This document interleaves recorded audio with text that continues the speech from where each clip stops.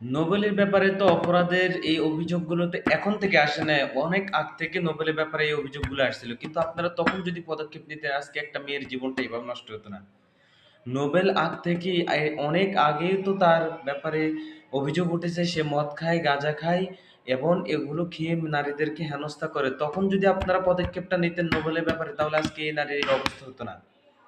আর ওই নারী কি জন্য ওই তার ওর লোভে পড়ে তার ঘরে যায়, তার স্টুডিওতে যায়, এমন লোভটা কেন তার? সে নিজের নিরাপত্তা যদি নিজের নিরাপত্তা নিশ্চিত যদি না করে সে যদি তার স্টুডিওতে যায়, তাহলে ওই নারীও স্বয়ং অপরাধী। একা নোবেল অপরাধী হবে কেন? এখানে দুজনে অপরাধী, নোবেল এবং ওই নারী দুজনে অপরাধী।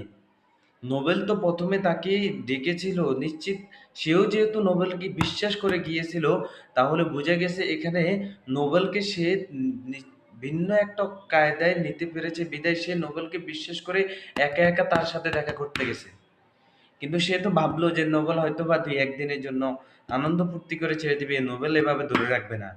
কিন্তু নোবেলের তো মনের মধ্যে একবার হিংস্র জেগে গেছে, ওটা তো আর থামে নাই। এজন্য উচিত দুইজনকে অপরাধী হিসেবে আদালতে তোলা, দুইজনকে একই শাস্তি দেওয়া। একা নোবেল এখানে দায় নেয়। যদি আপনারাও আমার সঙ্গে মতামত হয়ে থাকেন, অবশ্যই কমেন্ট করে জানাবেন।